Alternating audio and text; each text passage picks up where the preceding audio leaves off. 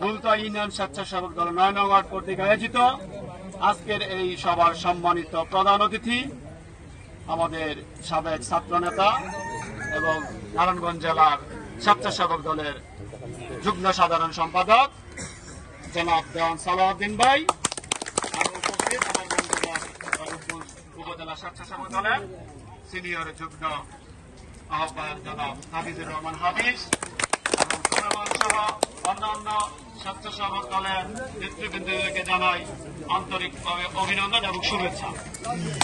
মোস্তাফিজুর রহমান ভূঁইয়া দীপু ভাই পুরো রূপগঞ্জ ব্যাপী যে ডাক দিয়েছেন সন্ত্রাস, চাঁদাবাজ এবং ভূমি দখল, মাদকের বিরুদ্ধে যে সোচ্চার জিরো টলারেন্স নীতি অবলম্বন করেছেন, আমরা এই নীতির একাত্মতা প্রকাশ করার জন্য এই লক্ষ্যে আগামী 29শে নভেম্বর একটি সমাবেশে ডাক দেওয়া হয়েছে।